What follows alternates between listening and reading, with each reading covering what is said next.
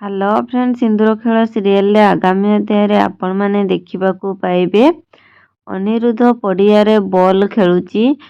ସେଠାରେ ଚାଲୁଛନ୍ତି ତ ଅନିରୁଦ୍ଧ ବଲ୍ଟି ହାତରୁ ଖସିଯାଇ ଆଦ୍ୟାର ଗୋଡ଼ ପାଖରେ ଆସି ପଡ଼ୁଛି। ଆଦ୍ୟା ବଲ୍ଟିକୁ ଉଠେଇକି ଅନିରୁଦ୍ଧକୁ ଦଉଛନ୍ତି ଆଉ ଅନିରୁଦ୍ଧକୁ ପଚାରୁଛନ୍ତି, ତମ ନାଁ କ'ଣ ବାବା? ଅନିରୁଦ୍ଧ କହୁଛନ୍ତି, ମୋ ନାଁ ଆନି। ଆଦ୍ୟା କହୁଛନ୍ତି, ଏ ନାଁଟି ମୋତେ ଭାରି ନିଜର ନିଜର ଲାଗୁଛି।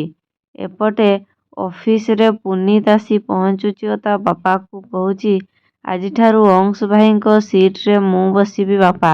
ତ ତା ବାପା କହୁଛନ୍ତି, ହଁ ନିହାତି, ତୁ ଅଫିସରେ ଅଂଶ ଭାଇଙ୍କ ସିଟରେ ବସ।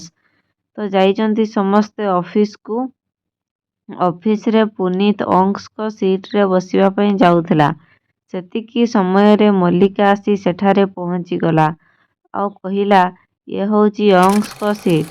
ଅଂଶଙ୍କ ସିଟରେ ବସିବାର ଅଧିକାର କେବଳ ଅଂଶଙ୍କର ହିଁ ଅଛି। ଏତିକି ଶୁଣିବା ପରେ ସମସ୍ତେ ସେଠାରେ ରାଗି ଯାଉଛନ୍ତି। କ'ଣ ଅଂଶଙ୍କ ସିଟରେ ସତରେ ପୁନିତ ବସିବ, ନା ଅଂଶଙ୍କ ନିଜ ସିଟରେ ନିଜେ ବସିବେ? ଜାଣିବା ପାଇଁ ମୋ ଚ୍ୟାନେଲ ସହିତ ଯୋଡ଼ି ହୋଇଥାନ୍ତୁ।